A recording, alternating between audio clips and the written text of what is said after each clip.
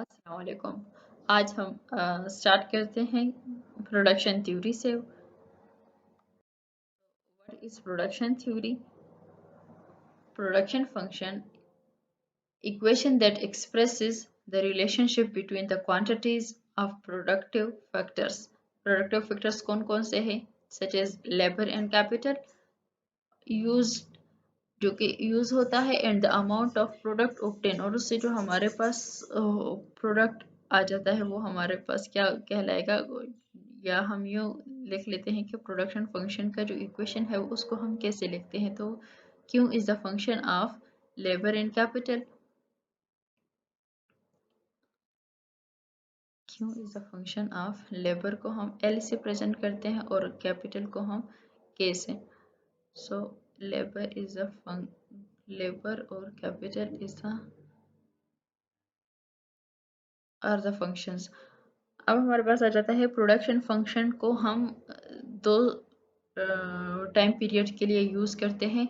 La of variable proportion उसमें आ जाता है, और the second one is law of return to scale. अब ला ऑफ वेरिएबल प्रोपोर्शन जो है वो शॉर्ट रन के लिए यूज होता है, और जो हमारे पास है law of return to scale वो हमारे पास लॉन्ग रन के लिए यूज होता है।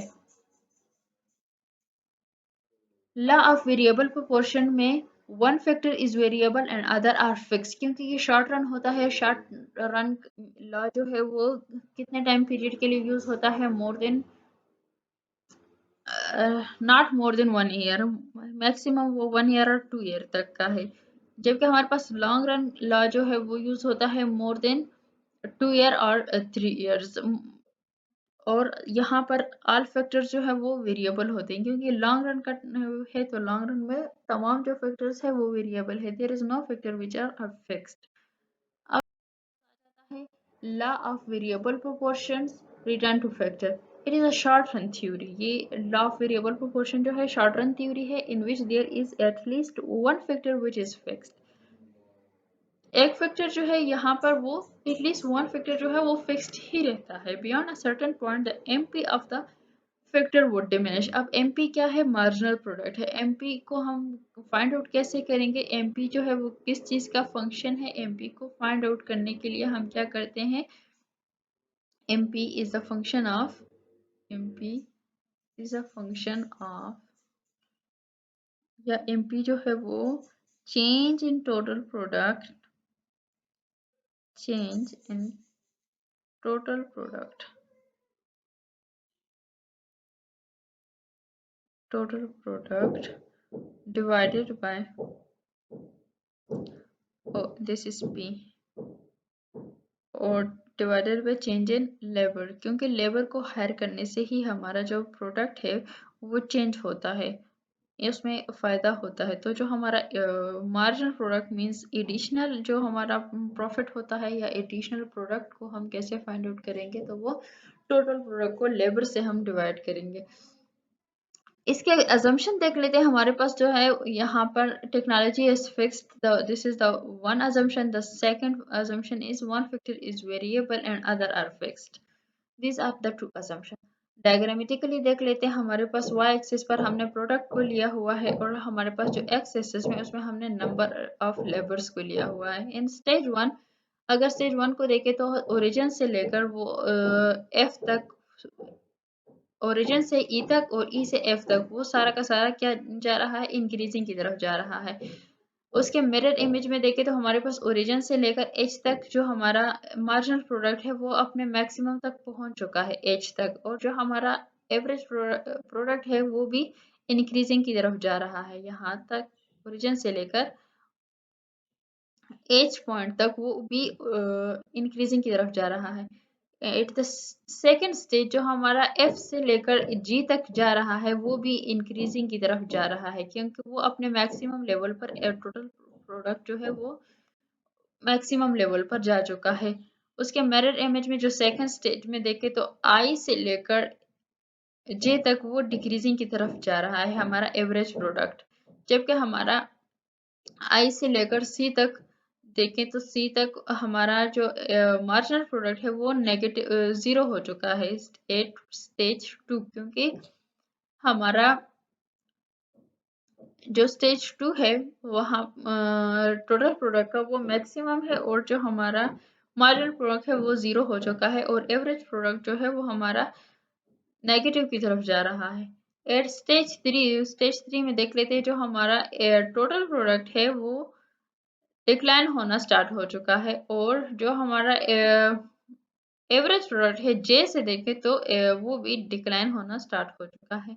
जबकि हमारा 8 पॉइंट सी पर देखें तो ओरिजिन से नीचे की तरफ जा रहा है। ओरिजिन को स्टेज 2 में टच किया था लेकिन नीचे जा रहा है। इट मीन्स ये भी अब क्या हो रहा है, नेगेटिव हो रहा है, क्योंकि स्टेज 3 जो हमारा मार्जिनल प्रोडक्ट है वो नेगेटिव हो चुका है। इट स्टेज 2 मार्जिनल प्रोडक्ट जो था वो 0 था और टोटल प्रोडक्ट जो था वो मैक्सिमम था। एवरेज प्रोडक्ट जो है वो डिक्रीजिंग की तरफ स्टार्ट होना शुरू हुआ था। अब इसके रीजंस देख लेते हैं कि क्यों किस वजह से ये सब कुछ इंक्रीज हो रहा है या डिक्रीज हो रहा है, इसके पीछे रीजंस क्या है। फर्स्ट ऑफ ऑल जो हमारा स्टेज 1 था वो इंक्रीजिंग रिटर्न टू फैक्टर था। Under this stage the MP increases. MP means marginal product जो है वो इंक्रीज हो रहा था, reach maximum and start decreasing. Stage 1 पर ही देखें तो हमारा जो मार्जिनल प्रोडक्ट था वो मैक्सिमम लेवल पर पहुंच चुका था और वहां से डिक्लाइन भी स्टार्ट हो चुकी थी, उसकी डिक्रीजिंग की तरफ हो जा रहा था। This stage ends where the AP reach maximum. अब एपी जो है वो एपी को फाइंड आउट कैसे करेंगे और एपी का क्या फार्मूला है, एवरेज प्रोडक्ट। एवरेज प्रोडक्ट को हम कैसे फाइंड आउट करते हैं, average product is the function of total labour और divided by number of labour. तो हमारे पास टीपी जो है वो टोटल प्रोडक्शन है, क्योंकि हम एवरेज प्रोडक्ट को फाइंड आउट कर रहे हैं तो ये TP total product divided by number of labour, तो एल को हम ले लेंगे तो हमारे पास एवरेज प्रोडक्ट है उसका फार्मूला आ जाएगा। इसके रीजंस क्या है, इंडिविजिबिलिटी ऑफ फैक्टर। अब इंडिविजिबिलिटी ऑफ फैक्टर्स का क्या मतलब है। इंडिविजिबिलिटी मीन्स जो हमारे पास एक्सटर्नलिटीज होती है जो हमें फायदा देती हैं वो factors. And indivisibility of factors, specialisation जो है उसमें इंक्रीज। अब हमारे पास the first one is indivisibility of factors. Indivisibility of factors means जो हमारे पास एक्सटर्नलिटीज होती है, जो लेट्स सपोज एग्जाम्पल ले लेते हैं, एक कॉलेज की एग्जांपल ले लेते हैं। अब अगर एक टीचर को हायर किया जाए तो उसकी मैक्सिमम जो सैलरी है वो 20,000 होती है। अब 20,000 जो सैलरी है, अगर वो 2 बच्चों को पढ़ा रहा है फिर भी उसकी सैलरी जो है वो 20,000 ही है, क्योंकि वो नंबर ऑफ आवर अपने टीचिंग के कम नहीं कर सकता।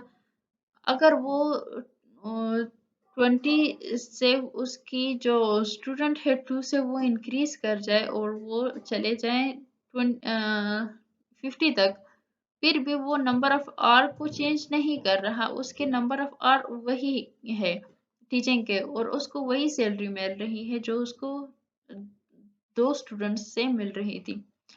लेकिन यहाँ पर अगर देखा जाए तो टीचर को 20 सैलरी मिल रही है लेकिन जो कॉलेज है वो 50 स्टूडेंट की फी ले रहा है। तो जो एक्सटर्नलिटी है, जो फायदा है वो स्कूल को हो रहा है इस टाइम पर, क्योंकि वो अपने 50 स्टूडेंट से फी ले रहा है जबकि वो सैलरी दे रहा है 20,000। It means this is the externality. The second point is specialisation जो है वो इंक्रीज हो रही है। स्पेशलाइजेशन इंक्रीजेस क्योंकि तमाम जो स्टेज 1 पर हमने देखा था एवरेज प्रोडक्ट, टोटल प्रोडक्ट और मार्जिनल प्रोडक्ट जो है वो मैक्सिमम लेवल पर थे अपने। Fixed factor is effectively utilise. जो हमारा लेट्स सपोज हमारे पास फैक्स फैक्टर को हम ले लेते हैं, हमारे पास एक लैंड है और उस लैंड के ऊपर हमने क्या किया हुआ है, लेबर को हायर किया है।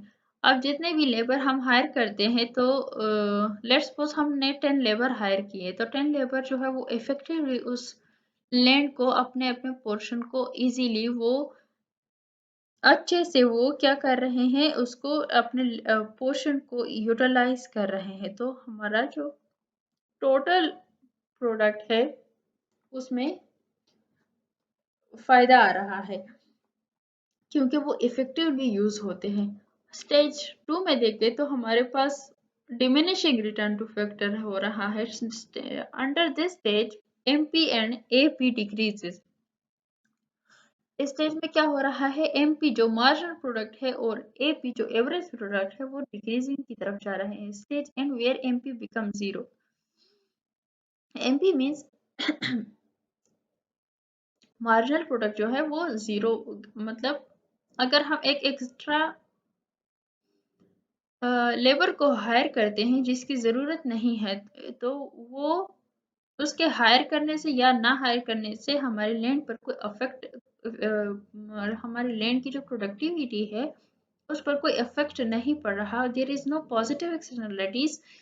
सो एमपी जो है वो हमारा 11 नंबर ऑफ लेबर से वो उस पर कोई फर्क नहीं पड़ता। इट मीन्स एमपी जो है वो यहाँ पर जीरो है। मार्जिनल प्रोडक्ट या मार्जिनल जो बेनिफिट हमारा प्रोडक्ट से हो रहा है वो हमें नहीं हो रहा। तो इस वजह से हमारा जो मार्जिनल प्रोडक्ट है ये मतलब ज़्यादा इजाफा उसमें नहीं हो रहा, तो इस वजह से वो ज़ीरो है। रीज़न इसके क्या है, scarcity and indivisibility of fix factor. क्योंकि जो हमारा लैंड था वो तो फिक्स था, तो वो स्कार्सिटी आ गया क्योंकि हमारी स्कार्सिटी मीन्स कम पड़ गया क्योंकि हमारे पास जितना लैंड था उतने हमने उसके ऊपर इफेक्टिवली लेबर हायर कर चुके थे, 10 लेबर्स। अब 11 को हायर करेंगे तो उसकी का फायदा नहीं है क्योंकि वो फिक्स फैक्टर है और इंडिविजिबिलिटी उसके नेगेटिव एक्सटर्नलिटीज भी आ सकती है क्योंकि उससे कोई फायदा उसके ऊपर नहीं आ रहा। इम्परफेक्ट सब्स्टिट्यूशन ऑफ फैक्टर, यहाँ पर इम्परफेक्ट सब्स्टिट्यूशन क्योंकि हमारे पास 11 नंबर ऑफ लेबर जो है उसकी कोई ज़रूरत नहीं है, तो इम्परफेक्ट सब्स्टिट्यूशन अब हम कर रहे हैं क्योंकि हम 11 नंबर ऑफ लेबर को हायर करना चाह रहे हैं, तो वो इम्परफेक्ट आ रहा है। या यूं समझ ले, अगर हमारे पास एक टीचर है और एक बोर्ड है। अब हमारे पास टीचर के बिना बोर्ड तो आपको कुछ सिखा नहीं सकता। इसी तरह अगर हमारे पास हम बोर्ड को हटा दे, दो टीचर्स रख लें, तो दो टीचर्स आपको बिना बोर्ड के नहीं सिखा सकती। सो हमारा जो इम्परफेक्ट सब्स्टिट्यूशन है उसका अफेक्ट जो है वो क्लियर हो जाता है इससे। अगर ना समझ आए तो कमेंट्स में पूछ सकते हैं। The third stage is negative return to a factor. MP become negative, TP start falling. अब स्टेज 3 जो है वो negative return to a factor, MP become negative क्योंकि जो हमारा मार्जिनल प्रोडक्ट था वो क्या हो रहा है, मार्जिनल प्रोडक्ट जो है वो जीरो हो चुका है। नेगेटिव सेकंड स्टेज में वो जीरो था और थर्ड स्टेज में वो नेगेटिव की तरफ जा चुका है। और जो हमारे पास टीपी था वो स्टार्ट डिक्लाइन क्योंकि हमारा जो एवरेज टोटल मार्जिनल प्रोडक्ट था वो हमारा हमें फ़ायदा नहीं दे रहा, बल्कि अगर लेट्स सपोज वही लेबर को हम हायर कर लेते हैं तो लेबर जो है उसका अपना तो कोई काम नहीं है, तो वो बाकी को काम से निकालेगा, तो हमारा जो टोटल प्रोडक्ट है वो डिक्रीज होना स्टार्ट हो जाएगा due to X more marginal product. और अगर हम एक्स्ट्रा लेबर को हायर करते हैं तो हमारा जो टोटल प्रोडक्ट है उस पर अफेक्ट आएगा, वो डिक्रीज होना स्टार्ट हो जाता है। तो there is inverse relation, if MP increases TP decreases. अब हमारे पास आ जाता है if mp become negative, not increases, if mp become negative, तो हमारा जो टोटल प्रोडक्ट है वो क्या हो जाएगा, टोटल प्रोडक्ट जो है वो हमारा इंक्रीजिंग की तरफ डिक्रीजिंग की तरफ चला जाएगा। अब हमारे पास आ जाता है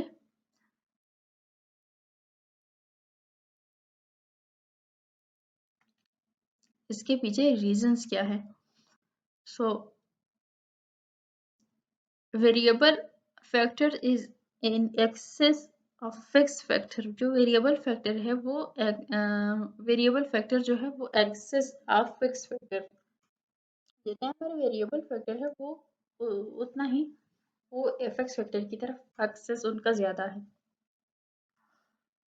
So the most optimal stage of production is stage 2 where the total product is maximum, क्योंकि हमारा जो total product है वो stage 2 पर ही maximum level पर जा रहा था, so हमारा जो optimal stage है production का वो stage 2 है. That's it.